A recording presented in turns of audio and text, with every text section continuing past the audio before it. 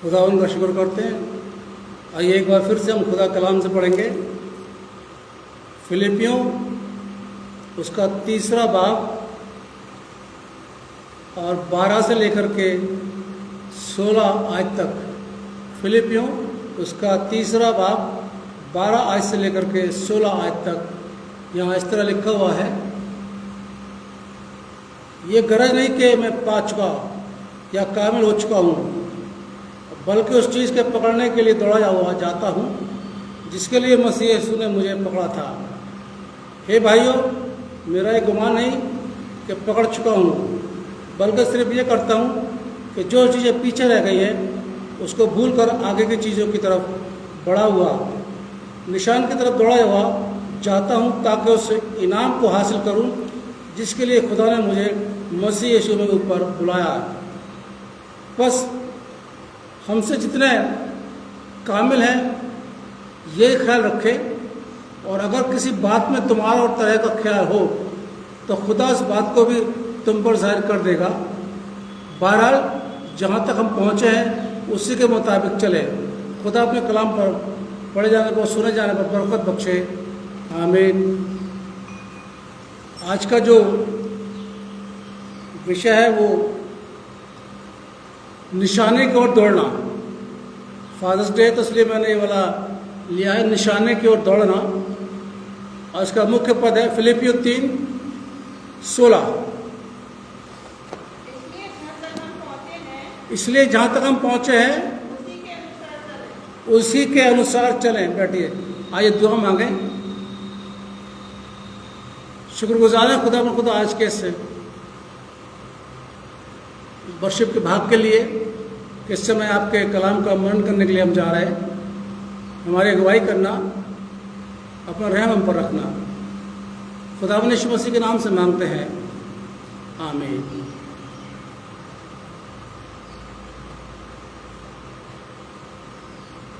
एक गांव में 2 बहनें रहती थी। उस गांव में एक बार यीशु मसीह आए, और जब यीशु मसीह आए तो एक बहन उसमें से उठ के गई और यीशु मसीह को अपने घर में लेकर के आ गई। यीशु मसीह के साथ और भी लोग थे, चेले भी थे उनके साथ में। वो घर में आके बैठ गए और एक बहन जो थी सेवा टहल करने लगी, यानी चाय के लिए पूछना, पानी के लिए पूछना, बैठाना, जैसे हम लोग करते हैं। हमारे घर कोई आता है तो हम लोग भी ऐसे ही करते हैं। तो बहन लगी हुई थी सेवा टहल करने में। लेकिन दूसरी बहन क्या थी कि वो यीशु मसीह के पास बैठ गई और जो यीशु मसीह बात कर रहे थे उसको सुनने लगी। तो जो बहन सेवा कर रही थी वो यीशु मसीह से कहती, प्रभु तुझे चिंता नहीं है मेरी, देख मैं काम कर रही हूँ, थक रही हूँ, तो मेरी बहन को बोल कि मेरा हाथ बटाए, ये तो तेरी बात सुन रही है। तो जानते हैं यीशु मसीह ने जवाब क्या दिया? यीशु मसीह ने जवाब दिया, हे मार्था तू बहुत बातों की चिंता करती है, लेकिन इसने मरियम ने उस भाग को चुन लिया जो उससे छीना नहीं जाएगा। यानी वो भाग था खुदा का कलाम। खुदा का कलाम कभी भी हमसे नहीं छीना जाएगा। ये दुनिया ख़त्म हो जाएगी, हम ख़त्म हो जाएंगे, हमारे पास धन दौलत है वो ख़त्म हो जाएगा, सब कुछ ख़त्म हो जाएगा, लेकिन अगर ख़त्म नहीं होगा तो सिर्फ खुदा का कलाम। और इसलिए बाइबल बताती है कि सब मिट जाएगा लेकिन खुदा का कलाम नहीं मिटेगा। यीशु मसीह भी कहते हैं आसमान ज़मीन सब ये टल जाएगा लेकिन मेरा वचन कभी नहीं टलेगा। इसलिए जब भी हम आराधना में आते हैं खुदा के कलाम को हम गौर से सुने, पढ़ें भी, क्योंकि बाकी सारी चीज़ें आज हमारे पास जो हैं वो सब छिन जाएंगी, छिन के जाएंगी, मतलब मिट जाएंगी, ख़त्म हो जाएगी, कुछ नहीं बचेगा सिर्फ खुदा के कलाम के अलावा। और वो जो हमें आज हम प्राप्त कर लेंगे वो हमारे आने वाले समय में हमारे ही काम आएगा, किसी दूसरे काम नहीं आएगा। आपके चर्च के पादरी काम आपका कलाम नहीं आएगा। वो कलाम जो आप कबूल करेंगे वो आपके काम आएगा। पादरी का काम उसके अपने काम आ जाएगा। एक मसीह बाप क्या करे, बाप तो एक ही बैठा हुआ है, चलो कोई बात नहीं, आप ही कर लो। तो बड़ा अफसोस की बात है कि बाप लोग घर से निकलते नहीं हैं। चलो ठीक है। एक मसीह बाप अपने ख़ानदान की परवरिश करने के लिए, उसका एक मकसद होता है, निशाना होता है कि अपने ख़ानदान की परवरिश करे और बच्चों को अच्छी नसीहत दे, अच्छी शिक्षा दे, उनकी ज़रूरत है। ये उसके दिमाग में रहता है, पापा के दिमाग में रहता है, और वो उसी मकसद को लेकर दौड़ता है। सुबह से लेकर शाम तक दौड़ता रहता है, फिर दौड़ता रहता है, यानी जीवन भर जब तक वो जिंदा रहता है तब तक अपने ख़ानदान की परवरिश के लिए, यानी ख़ानदान को बेहतरीन बनाने के लिए दौड़ता रहता है। और उसका निशाना होता है कि उसके बच्चे, उसका ख़ानदान अच्छा जीवन जिए। उस निशाने की ओर दौड़ता है बाप। और पौलुस ने भी बहुत अच्छी बात बोली, निकाली है। पहला कुरिन्थियों निकाले जरा, पहला कुरिन्थियों उसका 9, पहला कुरिन्थियों 9 और 24। पौलुस यहाँ पर कहते हैं, क्या तुम नहीं जानते कि दौड़ में दौड़ते सभी हैं, परंतु इनाम एक ही ले जाता है। तुम वैसे ही दौड़ो कि जीतो।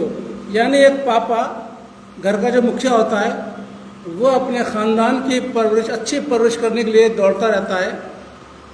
और वो ऐसे उसको दौड़ना चाहिए कि जो उस ख़ानदान को प्राप्त करना है वो उसको मिले। लेकिन पापा निशाने की ओर दौड़ते हैं अपने परिवार को अच्छा बेहतरीन बनाने के लिए। तो दौड़ते समय एक बाप को ये रहना चाहिए कि उसके संबंध खराब ना हो, ख़ानदान से उसके रिश्ते खराब ना हो। ठीक है, वो अपने बच्चों की परवरिश कर रहा है, उसके लिए दिन और रात मेहनत भी करता है, सब कुछ करता है, बहुत कुछ शायद था बताऊंगा। लेकिन इतना सब कुछ करने के बाद उसको ये ध्यान रखना चाहिए कि उसके संबंध जो है ना, रिश्ता जो है वो किसी से ख़राब ना हो। तो आज इंसानों की बात तो नहीं करूँगा कि इंसान तो इतने समझदार है नहीं, मैं जीव जंतुओं की बात करूँगा। बिल्कुल क्लियर है। जो पशु पक्षी हैं, आज उनसे सीखेंगे कि उनका व्यवहार कैसा है, और उनके व्यवहार की तरह हमें भी रहना पड़ेगा। अगर वो अच्छा व्यवहार है तो अच्छा रहना पड़ेगा, अगर उनका बुरा व्यवहार है तो हमें बुरे से दूर रहना पड़ेगा। तो सबसे पहले कछुए की बात करते हैं। किसने देखा कछुआ? सबने देखा कछुआ? मैंने भी सबने कछुआ देखा है। कछुए का जो ऊपर का कवर होता है वो बड़ा मजबूत होता है। पत्थर मारिए, कुछ भी मारिए, वो अपने सर को अंदर कर लेता है, फिर कुछ बिगाड़ नहीं सकते आप उसका। कछुआ जो है वो पीछे हटता है, यानी सामने मुसीबत देख करके, परेशानी को देख करके वो पीछे हटता है। कोई भी मुसीबत आती है तो क्या करता है, अपने जो सर है वो अपनी खोली में अंदर कर लेता है। फिर तो आप उसका कुछ बिगाड़ नहीं सकते, कुछ भी कर लीजिए, क्योंकि खोली के ऊपर तो असर होता नहीं है। तो कछुए की तरह एक बाप को अपनी जिम्मेदारियों से पीछे नहीं हटना चाहिए। बहुत सी बातें आती हैं बाप के जीवन के अंदर, कमी घटी भी आती है, बीमारी भी आती है, परेशानी भी आती हैं, लेकिन बाप को निशाने की ओर दौड़ता रहना चाहिए, पीछे नहीं हटना चाहिए। इसके लिए रिश्ते जरूरी नहीं है, कछुए के लिए संबंध जरूरी नहीं है, लेकिन इसका मकसद जरूरी है। क्या मकसद क्या है इसका? कि इसको पीछे हटना है। रिश्ता बिगड़ता बिगड़ जाए, पीछे हटना, लेकिन एक बाप को कभी भी अपनी जिम्मेदारी से पीछे नहीं हटना चाहिए। जो जिम्मेदारियां उसको दी हैं खुदा बाप ने अपने परिवार की देखभाल करने के लिए, उसको पूरा करना चाहिए। दूसरा, शार्क मछली, शायद आप लोगों ने नहीं देखी होगी, वो टीवी में या डिस्कवरी चैनल में देखते होंगे। शार्क मछली ये हमला करती है, बुरी तरीके से हमला करती है। ये इसके लिए रिश्ता ज़रूरी नहीं है, बिल्कुल। इसके लिए मकसद ज़रूरी है। और इसका मकसद क्या होता है? इसका मकसद होता है कि इसको हमला करना है, अपने छोटे जीव जंतुओं को हमला करना होता है इसको। और छोटी छोटी जो मछलियाँ होती है समुद्र में, छोटे छोटे जो जीव जंतु होते हैं, उनके ऊपर हमला करते हैं, उनको खाती है ये। तो इसका मकसद है हमला करना। उस हमले से रिश्ते खराब होते हैं। रिश्तों की परवाह नहीं करती है ये, लेकिन ये अपना मकसद पूरा करती है, ये हमला करती है। दौड़ते समय आपने देखा होगा, मैं भी दौड़ में पहले दौड़ता था, जब था 300 मीटर की, 200 मीटर की दौड़, 400 मीटर की दौड़ गोलाई में दौड़ता था, जीता भी, काफ़ी सर्टिफिकेट थे मेरे पास, अभी भी रखे हुए हैं। तो क्या होता था, एक बार दौड़ रहे थे हम लोग, 200 मीटर की दौड़ रहे थे, यानी 2 चक्कर, पूरे 2 चक्कर लगाने थे। एक चक्कर पूरा हो गया, दूसरे चक्कर पे बस वो निशान जो आता है जीतने का, हारने का, वो निशान तक हमारा दोस्त है वो पहुंचने वाला था। पीछे से लड़का आया, उसने उसके अड़ंगी लगा दी, वो गिर गया और वो आगे निकल, हालांकि उसको नाम नहीं मिला, फेल कर दिया, उसको फेल कर दिया। तो ऐसे भी बहुत से लोग होते हैं, जो इंसान चल रहा है उसमें अड़ंगा लगाना, यानी हमला करना, शार्क मछली की तरह। ऐसे पापा नहीं होने चाहिए अपने घर के अंदर कि वो सिर्फ हमला ही करें, हमला से मतलब बस हमेशा गुस्सा ही करते रहें, हमेशा चिल्लाते रहें, हमेशा मार पिटाई करते रहें, हमेशा कुछ ना कुछ करते रहें। ऐसा नहीं होना चाहिए, बल्कि उस रिश्ते को बना कर रखना चाहिए कि वो इसका ख़ानदान है, शार्क मछली की तरह हमेशा हमलावर नहीं होना चाहिए। तीसरा आता है टेढ़ी भालू, टेढ़ी भालू। देखा होगा आप लोगों ने, ये छोटा सा होता है, जैसे टेडी बियर सा होता नहीं है, ऐसा होता है, बड़ा सुंदर खूबसूरत होता है वो। इसके लिए रिश्ता ज़रूरी और मकसद भी ज़रूरी, दोनों चीज़ें हैं इसके लिए। संबंध भी नहीं खराब होना चाहता ये, और अपने मकसद को भी पूरा करना चाहता ये, यानी किसी का नुकसान नहीं पहुंचाना चाहता। अगर नुकसान पहुंचाएगा तो संबंध खराब होंगे। अब देखिए, यहाँ भी ऐसा ही है, चर्च में होता है, क्या होता है, कुछ गलत देखते हैं तो बोलते नहीं हैं, मेरे को छोड़ के, मैं तो बोल देता हूँ, इसलिए बुरा हूँ मैं। गलत होते बोलते नहीं, अरे मेरे पास आकर चुपचाप से काना फूसी करेंगे ऑफिस में, भाई साहब ऐसा हो गया, अरे भाई तुम बोलो, तुमको बुरा लगता है वो गलत कर रहा है चर्च के अंदर, तो बोलो, तुम क्यों नहीं बोलते हो? मुझसे आगे बोलते हैं, ऐसा बोलिए, अंदर वो चाय पी रहे, अंदर वो जूते पहन के आ गए, अरे तो आप बोलो ना भाई, आपको बुरा लगता है तो। ऐसे लोग होते हैं, बोलते नहीं है, क्यों? क्योंकि वो इंसान बुरा मान जाएगा, किस बात है, बुरा मान जाएगा, और बुरा मान के क्या है, रिश्ता खराब कर लेगा। तो वो अपना रिश्ता बचाना चाहता है कि मेरा रिश्ता खराब ना हो। ऐसे आपको चर्च के अंदर बहुत से पास्टर मिल जाएंगे, अगर पैर के ऊपर पैर रख के बैठे हैं, नहीं टोकेंगे, बेंच के ऊपर पैर रख लिया, नहीं टोकेंगे, सामने वाली बेंच पे पैर रख लिया, नहीं टोकेंगे, सर ढक के नहीं बैठे, नहीं टोकेंगे, लेट आए, नहीं टोकेंगे, कुछ नहीं करा चर्च के अंदर, नहीं टोकेंगे। क्यों? क्योंकि वो टोकेंगे इसलिए नहीं कि वो इंसान सामने वाला बुरा मान जाएगा, और बुरा मान के फिर उसकी आलोचना करेगा। लेकिन ये गलत है, गलत को गलत कहना एक बड़ी हिम्मत का काम होता है, और सही को सही कहना हिम्मत का काम होता है। पीठ पीछे नहीं, मुंह पे बोलना चाहिए कि नहीं आप गलत कर रहे हैं, आपको ऐसा नहीं करना चाहिए। एक बाप की बड़ी जिम्मेदारी होती है कि अगर वो अपनी औलाद को देखता है गलत कर रहा है, तो पक्षपात ना करते हुए उसको बोलना चाहिए, नहीं बेटा तुमने ये गलत किया है, तुम्हें ऐसा नहीं करना चाहिए। ऐसा नहीं कि भाई उसकी माँ बुरा मान जाएगी या उसके भाई बहन बुरा मान जाएंगे, इसलिए उसको नहीं बोलते। और कई बार आपने सुना भी होगा कि परिवार के लोग कहते रहे, बाप के लाड़ प्यार में ये लड़का बिगड़ गया, ये बच्चा बिगड़ गया, बाप कुछ कहने नहीं देता है, और ना बाप कुछ करने देता है, और ना ही हमें कुछ कहने देता है। तो ऐसा भी नहीं होना चाहिए। अगर कुछ गलत हो रहा है तो गलत बोलना चाहिए। बाइबल क्या बताती है? जो बाप अपने बेटे पर छड़ी नहीं उठाता तो उसका दुश्मन है। बिल्कुल पक्का, ये मैंने बता रहा, बाइबल में लिखा हुआ, नित्य वचन पढ़ लेना आप, लिखा हुआ, मैं कई बार बता भी चुका हूँ कि जो बाप अपने बेटे को डांटता नहीं है गलती पर, वो उसका बैरी है। आप लोगों को बता दो, कई बार हम लोग लाड़ प्यार से नहीं पले, ऐसे पुचकार के नहीं पले हम लोग। सुबह अगर देर होती थी तो ऐसे नहीं पुचकारते थे, बेटा उठ जाओ, बेटा नहीं मम्मी अभी नहीं बेटा उठ जाओ। पढ़ते थे हमारे एकदम से, अगर हम कभी कभी पलंग नहीं होता था नीचे सो रहे हैं तो लात पड़ती थी एकदम से।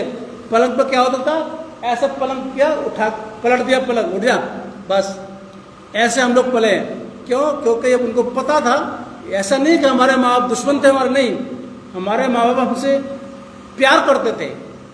वो नहीं चाहते थे कि हम गलत रास्तों पर चले, हम देर से सो के उठे, वो नहीं चाहते थे। हमारी परवरिश बड़ी स्ट्रांग तरीके से हुई है, बड़े ठोस तरीके से हुई है, आजकल के तरीके नहीं होती है बिल्कुल भी, बड़े ठोस तरीके से हुई है। तो इसलिए बाप का ये फर्ज बनता है, अगर उसकी औलाद गलत कर रही है, चाहे वो बड़ी हो, चाहे वो छोटी हो, चाहे वो शादीशुदा हो, चाहे ना हो, बाप का ये कर्तव्य बनता है कि गलत करते हुए अपने औलाद को डांटे, समझाए, और अगर नहीं मानता तो मारे भी उनको कि भाई तुम्हें ये काम नहीं करना चाहिए। अब ऐसा नहीं कि भाई बेटा बुरा मान जाएगा, बेटी बुरी मान जाएगी, मैं इसको क्या टोकूं, नहीं। अब इसकी शादी हो गई है, अब मैं इसको क्या टोकूं, नहीं। शादी होने के बाद भी माँ बाप के लिए वो बच्चा बच्चा ही रहता है, चाहे कुछ भी क्यों ना हो जाए। और माँ बाप का ही दायित्व बनता है कि वो अपने बच्चे को हर गलत काम करने से डांटे, टोके, नहीं तुम्हें ये काम नहीं करना चाहिए, तुम्हें ऐसा नहीं करना चाहिए। हम तो आपको कई बार बता चुके, सैटरडे की शाम को हमारे माँ बोलते थे भाई सुबह चढ़ जाना है, बस बात खत्म, दैट्स ऑल, उसके बाद कुछ नहीं बोलना। नहीं गए पिटे, गए तो अच्छी बात है। ऐसे हम लोगों का हुआ, तभी हम लोगों को शुरू से बचपन से हम सीखते चले आए कि कैसे कैसे हमारे चर्च में क्या क्या होता है। तो ये पापा की बड़ी जिम्मेदारी होती है अपने बच्चों को समझाने के लिए। चौथा, लोमड़ी, ये समझौते का तरीका होता है इसका। इसके लिए संबंध भी जरूरी होता है, इसके लिए लक्ष्य भी जरूरी होता है। ये अपना रिश्ता भी खराब करना नहीं चाहती और ये चीज़ को प्राप्त करना चाहती है। आपने एक वो बचपन में, पता नहीं आप लोगों ने स्टोरी पढ़ी है कि नहीं पढ़ी, बस हम तो पढ़ी है हमारे को। कौवा के पास एक रोटी थी, याद आ रहा, और वो डाल पे बैठा हुआ था। लोमड़ी को वो रोटी चाहिए थी। लोमड़ी ने उसकी तारीफ करी, अरे ब्रदर कौवे, आप बहुत अच्छा गाते हैं। कौवा अच्छा गाता क्या? नहीं गाता। ब्रदर आप बहुत अच्छा गाते हैं, आप गाइए। कौवा क्या था, खुश हो गया कि लोमड़ी सिस्टर जो है ना मेरी तारीफ कर रही है कि बहुत अच्छा गाता हूँ। उसने जैसे अपनी चोंच खोली वैसे रोटी नीचे गिर गई और लोमड़ी रोटी लेके चली गई। ऐसा भी नहीं होना चाहिए, यानी किसी की झूठी तारीफ मुंह पे नहीं करनी चाहिए, बिल्कुल। आप बहुत अच्छे, बेशक आप अंदर से कुड़ रहे हैं, अंदर से कुड़कुड़ा रहे हैं, अंदर से आपको कुछ चाहिए, उससे आपको उससे कुछ चाहिए। हम लोग पास्टर में मालूम है, जब चर्च के लोगों को कुछ साइन कराने होते हैं, कुछ लेटर लेना होता है, तो बड़ी चापलूसी करेंगे, सब कुछ अपना क्लियर करने की कोशिश करेंगे। ये भी ले लीजिए, पैसा भी ये भी कर लीजिए। हम समझ जाते हैं कि दाल में कुछ काला है, ये अपना कुछ काम कराना मांग रहे हैं, इसलिए ऐसा होता है। खैर कोई बात नहीं, फिर भी किसी की झूठी तारीफ नहीं करनी चाहिए। कौवा अच्छा नहीं गाता है, बात पक्की है बिल्कुल। लोमड़ी को नहीं बोलना चाहिए कि तू अच्छा गाता है, क्योंकि उसको वो रोटी प्राप्त करनी थी। हमें भी दूसरे का नुकसान करके अपना फ़ायदा नहीं करना चाहिए। बाप को भी, औलादों को भी नुकसान नहीं करना चाहिए। किसी तरीके से ख़ानदान के जाकर के बाहर झूठी तारीफ अपनी औलाद की नहीं करनी चाहिए। अरे मेरा बच्चा बड़ा काबिल है, मेरा बच्चा बहुत अच्छा है। एक सिस्टर आई थी हमारे पास में, कई जगह मैंने उनके बच्चे के बारे में सुना कि हर जगह वो यही बोलती थी, मेरा बच्चा बहुत अच्छा गाता है और बहुत अच्छा गाता है। हमारे पास भी एक दिन आए, भाई साहब मौका दीजिएगा, हमारे बच्चे को बहुत अच्छा गाता है। हम लोग दे देते मौका, कोई बात नहीं, अच्छी बात है। खैर हमने मौका दे दिया, मैंने कहा ठीक है आप गाइए, आपको मौका देते हैं। गाना वाना क्या था, कुछ भी नहीं था। तो ऐसे भी नहीं करना चाहिए कि अगर आपका बच्चा उस काबिल नहीं है तो उसकी काबिलियत के लिए बोले। हाँ, ये मैं हमेशा कहता हूँ, अपनी औलाद की, अपने बच्चों की कमियों को किसी दूसरे को मत बताइए। आपके बच्चे की कमी आपके पास रहनी चाहिए, दूसरे यानी कि अपने भाई रिश्तेदारों को मत बताइए कि मेरा बच्चा ऐसे कर रहा है, ऐसे कर रहा है। आपके ख़ानदानी कमी, जो बाप का फ़र्ज बनता है, उसे ख़ानदान की जो कमी है वो अपने ख़ानदान के अंदर रखे, ना कि बाहर रखे। और ये लोमड़ी वाला तरीका ना आजमाएं तो ज़्यादा अच्छा है। ये तो एक स्टोरी मैंने आपको बताई है, गलत तरीका है कि किसी की झूठी हम तारीफ करें। एक बाप अपने बच्चे की, जैसे मैंने बताया, अच्छी परवरिश करता है और बाप चाहता है कि उसका बच्चा काबिल बने। ऐसा कोई भी बाप नहीं है जो दुश्मन हो, काबिल बने और एक अच्छा उसको किसी जगह नियुक्त भी करता है, उसको बैठा कर बात भी करता है। लेकिन बच्चा जो है ना, वो बुराई में ऐसा लिप्त रहता है कि वो उस पद को, उस काम को करता नहीं है। बाप चाहता है कि ये काम मेरा बच्चा करे, लेकिन वो बच्चा काम नहीं करता। एक उदाहरण मैं आपको दे रहा हूँ शैम्बिल का। निकालेगा पहला शैम्बिल, उसका 8 निकालिए, जो भी पढ़ा गया था, पहला शैम्बिल उसका 8।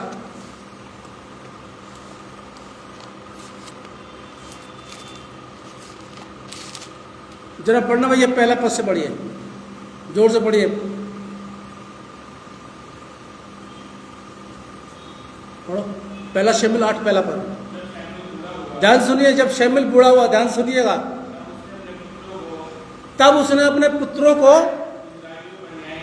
यानी इस्राएलियों को न्याय ठहरा दिया। देखिए, शैम्बिल बुजुर्ग हो रहा है और बाप की जिम्मेदारी है कि अपने बच्चे को एक सेटल करे, एक अच्छी बेहतरीन जिंदगी दे, और उसने न्याय ठहरा दिया, एक अच्छा पद दिलवा दिया अपने बच्चों को, ताकि मेरे मरने के बाद मेरे बच्चे काबिल रहें, उन्हें किसी तरीके से कोई कमी ना हो। अच्छी बात है, ये बाप का फर्ज किया, बहुत अच्छा किया। लेकिन औलाद के, देखिए आगे बढ़िए, अब औलाद लोग बुरा मानेंगे, औलाद के लिए बोला जा रहा। उसके जेठे पुत्र यानी बड़े पुत्र का नाम योएल और दूसरे पुत्र का नाम अबैया। आगे,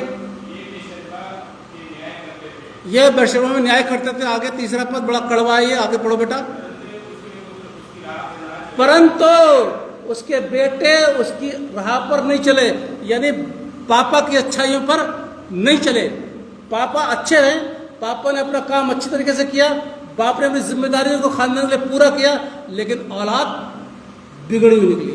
अफसोस है ऐसे औलादों पर जो अपने माँ बाप के नक्शे कदम पर नहीं चलते। बुराई वाले पर चल देंगे, लेकिन अच्छाई पर नहीं चलते। शैम्बिल नबी रहा है, शैम्बिल ने राजाओं का अभिषेक किया है, इतना बड़ा रहा है, उसके बच्चे बिगड़े हुए निकले। कितना दुख होता है माँ बाप को जब उसके बच्चे बिगड़ जाते हैं। और बाप चाहता है उसका बेटा, उसकी बेटी एक कामिल तौर से एक बेहतरीन ज़िंदगी जिए, बुराई से दूर रहे और अच्छाई की तरफ चले। लेकिन दुख जब होता है माँ बाप को, जब उसकी औलाद क्या बोलते हैं पापा से, हैं? अरे वो मोबाइल आ गया ना आजकल, अगर पापा जरा सा पूछ लेंगे ना, बेटा होता मेरे पास ही सब कुछ, क्या पापा आदम के ज़माने की बात करें, अरे आपको तो कुछ आता नहीं है, अरे भैया उंगली पकड़ कर तुझे रोड क्रॉस कराई है तेरे बाप ने, और तू कह रहा बाप को नहीं पता। कमाल की बात करते हैं। ऐसी शर्मनाक औलाद आज के ज़माने में मिल जाती है। लेकिन बाप क्या करता है, बाप अपने बेटे, अपनी बेटी, अपने ख़ानदान की भलाई के लिए अपनी ज़िंदगी की दौड़ दौड़ता है, ताकि उसको, उसका परिवार, उसका ख़ानदान एक अच्छी और बेहतरीन ज़िंदगी दिए। आप क्या सोचते हैं, बच्चा जब पैदा होता है, हम लोग क्या क्या क्या कहते हैं, माँ है ना, माँ को कितना बड़ा ऊंचा दर्जा दे दिया। बाप के बारे में नहीं सोचता कोई, सोचा कभी बाप के बारे में? मैंने पिछले संडे बताया था ना, मैं बताऊंगा अगले संडे आपको। कभी भी बाप के बारे में सोचा है कि बाप का अधिकार खानदान के अंदर कितना बड़ा होता है? माँ का भी होता है, मैं ये नहीं कह रहा कि माँ का नहीं होता, माँ का होता है। बाप अपने बेटे को, अपने बच्चों की जिंदगी को बनाने के लिए सुबह निकलता है। बेचारा एक जोड़ी कपड़े में जिंदगी बिता देगा, लेकिन वो अपनी औलाद को बेहतरीन कपड़े पहनाएगा। कभी उसके बैठ करके अपने पापा के से बात करी है किसी बेटे ने या बेटी ने, पापा आप कैसे हैं, पापा आप ये जो ला रहे हैं हमारे लिए आप कैसे ला रहे हैं, कभी पूछा है? नहीं। बस क्या करते हैं, demand demand demand demand, list बना के देते हैं, पापा ये चाहिए, पापा ये चाहिए। क्या करें, बाप को लाना, बाप मेहनत कर रहा है। एक को मैंने देखा था, कई बार मैंने देखा कि संडे को वही शर्ट पहन के आना, वही पैंट पहन के आना। एक दिन मैंने पूछा भी, मैंने कहा ब्रदर, बराबर माने मेरे ऑफिस में आके बैठे थे, बात कर रहे थे अच्छे तरीके से। मैंने उनको बोला ब्रदर, मैंने कहा ब्रदर मानेगा, अगर आपके पास नहीं है तो मैं कुछ हेल्प करवाऊँगा आपकी।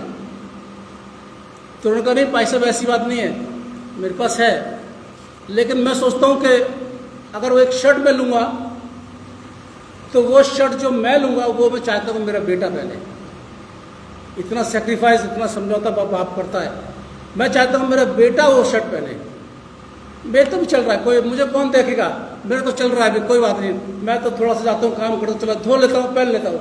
लेकिन मैं चाहता हूँ मेरा जो बेटा है वो वेल सेटल है, वो अच्छा दिखे। ये बाप की जिम्मेदारी होती है। कभी भी औलादों ने माँ को महत्व देकर कभी बाप के साथ बैठ कर के बात नहीं करी कि पापा आप ये शर्ट जो मुझे दे रहे हैं ये कैसे दे रहे हैं, आप जो ये पैसे एकदम से मैं मांगता हूँ आपसे, आप तुरंत मुझे दे देते हैं, आप कैसे दे रहे हैं। बच्चों, माँ बाप की इज्जत करना सबसे बड़ा काम है। और जो बच्चा अपने माँ बाप की इज्जत नहीं करता वो निकम्मा, मैं तो ऐसे बोलता हूँ, बिल्कुल, चाहे कोई बुरा मानते हैं आप लोग बुरा मान जाइए, वो सबसे बड़ा निकम्मा है जिसने जो अपने बाप माँ को सिखाता, अरे तुम्हें कुछ नहीं आता, अरे तुम्हें कुछ नहीं आता है। बाप से ऐसे बोलते कुछ नहीं आता है? जिंदगी बिता दी बाप ने तुम्हारे लिए। क्या करते हैं बच्चे आजकल, क्या करते हैं बच्चे? मैंने बताया था शादी के बाद लड़का क्या करता है, टेढ़ा टेढ़ा घूमता है, बिल्कुल है। जिस माँ ने, जिस बाप ने आपको इस काबिल बना दिया, उसको क्या करते हैं आप लोग? अगर कुछ पैसे मांग रहे हैं तो क्या करते हैं? बहुत से किस्से मेरे पास आते हैं, बहुत सी बातें मैं सुनता हूँ, माँ बाप को दुख देखता हूँ। भाई साहब क्या करें, हमने तो अपना पीएफ भी दे दिया, हमने तो अपना मकान भी उनके नाम कर दिया, हमारे पास जो पैसा था वो भी हमने उनको दे दिया, लेकिन आज हमें ज़रूरत पड़ती है तो हमें ऐसे मांगना पड़ता है, कई बार मांगना पड़ता है। और हम पापा किससे कितनी बार मांगना पड़ता है आप लोगों को? 1 या 2 बार, है ना? पापा ये चाहिए, पापा ला के देंगे वो चीज़ को, चाहे कुछ भी क्यों ना हो जाए। हाँ, भले चीज़, बुराई वाली बात नहीं, बुरी चीज़ नहीं है, भले चीज़, ज़रूरत वाली, पापा आपको ला के देंगे। लेकिन जब बुढ़ापे में पापा को ज़रूरत पड़ती है तो इस महीने रुक जाओ, अगले महीने देखेंगे, अभी खर्चा बहुत है। अगर उस दिन बाप कह दे आपसे कि अभी मैं नहीं दे पाऊँ, कैसा पता लगेगा, है ना? उसको देखिए, बाप को आपकी ज़रूरतों को पूरा किया, आपको बड़ा किया, पढ़ाया, जितनी भी उसकी काबिलियत थी, जैसा भी था, जैसी भी सैलरी थी, उसके हिसाब से पढ़ाया। लेकिन बुढ़ापे में जब बाप का ये ज़रूरत पड़ती है कि उसका बेटा उसकी उंगली पकड़ के उसको रोड क्रॉस कराए, तो बच्चे क्या करते हैं? टाइम नहीं है, बीवी ने बोल दिया, बाबू बेबी करके जो बोल दिया, फटाफट बीवी को लिया, चल दिया। अब बाप बेचारा बैठा हुआ है कि मैं अपने बेटे के साथ में जाऊँगा। ऐसा नहीं कि सारी औलादें ऐसी हैं, बहुत सी औलादें अच्छी भी हैं, अपने माँ बाप की आज भी इज्जत करती हैं, उनकी ज़रूरतों का ध्यान रखती हैं। इसलिए बाप की जिम्मेदारी होती है, निशाने की ओर दौड़ता है तो एक पापा को अपने ख़ानदान से रिश्ते ख़राब नहीं करने चाहिए, अपने ख़ानदान को बेहतरीन बनाने के लिए रिश्ते ख़राब नहीं करने चाहिए। बेहतरीन बनाओ, लेकिन अपने ख़ानदान से भी रिश्ता रखो। औलाद की जिम्मेदारी क्या होती है? जब माँ बाप की ज़रूरत है, औलाद इस काबिल है कि अपने माँ बाप को वो बेहतरीन ज़िंदगी दे सकती है जो कि तुमको मिली है पापा के समय में, वो औलाद भी अपने बाप को बेहतरीन ज़िंदगी दे। ये आज की बात होती है। एक बाप को जहाँ तक दौड़ना चाहिए वहाँ तक दौड़ना चाहिए, लेकिन अपने संबंध खराब नहीं करने चाहिए। इसलिए जिसके कान हो वो सुन ले कि खुदा कलाम मसीहों से क्या कहता है। जहाँ तक पहुँचे हो उसी के अनुसार चलो। खुदा हम सबको बहुत बड़ी बरकत दे। आइए हम दुआ करें। धन्यवाद करते हैं आज के इस कलाम के लिए जो आपने हमको दिया। हम चाहते हैं कि बड़े, लेकिन इसमें हमारी मर्जी नहीं बल्कि आपकी मर्जी पूरी हो। और खुदावन आज का जितनों ने भी कलाम सुना है सबको आप बहुत बड़ी बरकत देना। खुदावन यीशु मसीह के नाम से मांगते हैं, आमीन। आराधना के अंत में गीत गाएंगे।